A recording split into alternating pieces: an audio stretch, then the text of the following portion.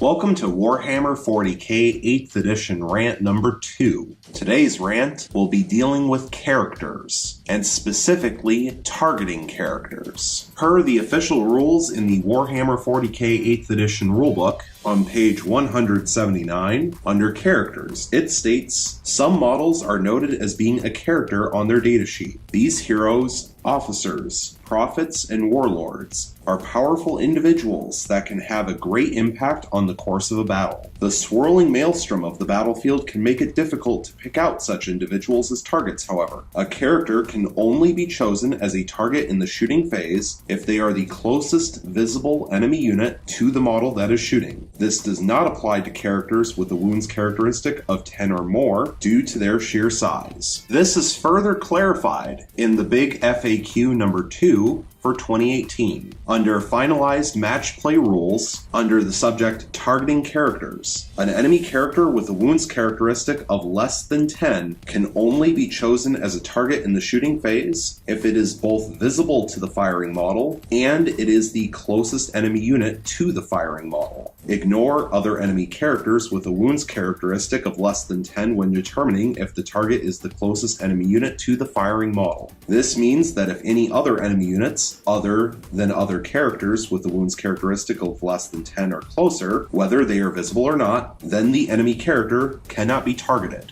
And I am here today to explain why this is one of the worst rules I've ever seen in Warhammer 40k, and why it needs to be updated and fixed as quickly as possible, even though at this point it's probably too late for them to update it for chapter approved 2018, but they should anyways, because this is a big problem. And for the sake of transparency, I am someone who plays armies such as Chaos Demons of Tzeentch or Chaos Demons of Nurgle, Death Guard, Ultramarines, Tau Empire, armies that use characters with 9 wounds or less that can take advantage and abuse this rule. And even though it is helpful to me when I play such armies, it still really needs to be fixed. The first major reason for why this is an absolutely awful rule and needs to be changed immediately is because of situations like this. In the middle, we have a World Eater's Chaos Land Raider. On one side, we have a squad of 10 Poxwalkers,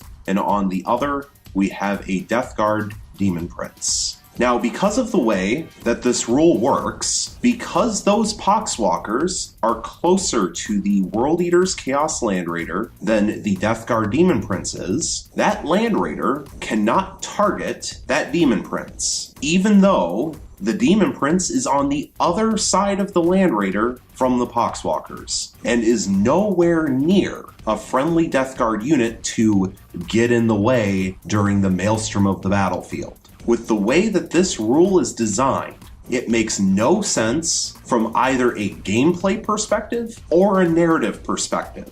So it fails on both fronts. In what universe does it make sense that that Chaos Land Raider would not be able to target that Demon Prince? What could possibly be getting in the way to make it so that the Land Raider cannot pick out and attack that Demon Prince? Especially since, if that Demon Prince was a non-character unit, the Land Raider would be able to target it just fine. Or if the Demon Prince was a character with 10 or more wounds, the Land Raider would be able to target it just fine. There is no reason why the Chaos Land Raider should not be able to target that Demon Prince. Absolutely none. Here's a second example of why this rule makes absolutely no sense. Now we have the World Eater's Chaos Land Raider off to the left, the squad of Poxwalkers more towards the middle, and behind the Poxwalkers we have the Death Guard Demon Prince. With the way that this rule is written and the way that this rule is designed, and a reminder that the specific wording of the rule is the swirling maelstrom of the battlefield can make it difficult to pick out such individuals as targets, however. You're really telling me that that Chaos Land Raider would not be able to pick out the hulking Demon Prince over the tiny Poxwalkers? Really? Maybe if all the Poxwalkers were the same size as the Demon Prince, that would make more sense. But you're really telling me that that Demon Prince, which is at least twice as tall as those Poxwalkers, cannot be picked out from the maelstrom, that makes absolutely no sense.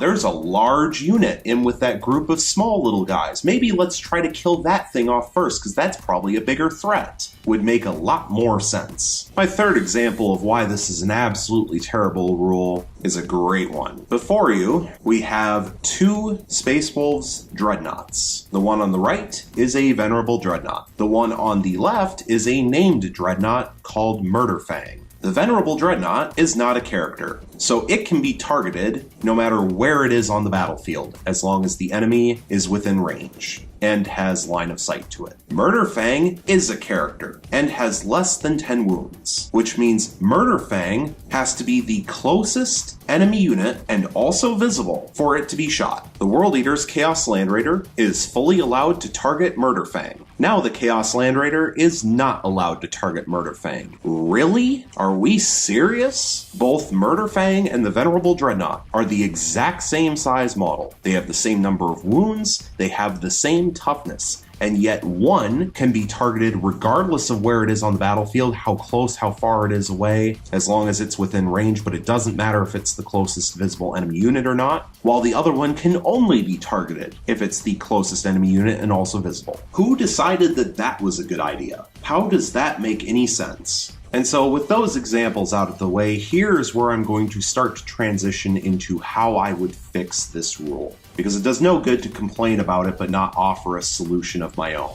that I think would help. Before you here, we have a squad of 5 Grey Hunters and a Wolf Guard Battle Leader. And an example like this is where the rule makes sense. This Wolf Guard Battle Leader in the back middle blends in with the Grey Hunters and would be indistinguishable as an individual target on the battlefield. So the way that I would fix this rule is I would change a couple of things. First and foremost, no longer is it just a blanket covering of all characters with 9 or fewer wounds. I think, to be honest, any more than 6 wounds, and it's probably too big of a model to not be picked out by their opponent in the first place. But the solution that I would offer is to say, if an infantry character is within 3 inches of an infantry unit, then it cannot be targeted unless it is the closest visible enemy unit. Get rid of the loophole of, I can have a squad of guys hidden behind a building with no line of sight, but because they're technically the closest enemy unit, you then can't target any characters unless they're actually closer than the unit that can't even be shot at in the first place. So, infantry character within 3 inches of an infantry unit cannot be targeted unless it's the closest visible enemy unit. A biker character within 3 inches of a biker squad cannot be targeted unless it is the closest visible enemy unit. A cavalry character within 3 inches of a cavalry unit cannot be targeted unless it is the closest visible enemy unit. And finally, a beast character within 3 inches of a beast squad cannot be targeted unless it is the closest visible enemy unit. No loophole for monsters, no loophole for vehicles. Doesn't matter how many wounds they have.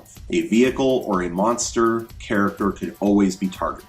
And also this way, if a cavalry character was trying to hide behind a tiny squad of infantry, they could still be targeted. This would help, I feel, to get rid of some of the loopholes and to fix the spirit of the rule. Because I totally understand if there was an infantry character running along with a squad of infantry, especially if they were the same type of infantry, let's say Marines in power armor, then absolutely they would get lost in the maelstrom of the battlefield, and it would be far more difficult for their opponent to snipe them unless they had a special weapon that made it easier to do so. This way, a named character from the Space Wolves like Canis Wolfborn, who rides atop a Thunderwolf, would not be able to be picked off when riding along with a squad of Thunderwolf cavalry. And I feel like this would be a great benefit to the game from both a gameplay perspective and a narrative perspective. The other thing that this would fix is that characters would actually be given the proper number of wounds that they should have.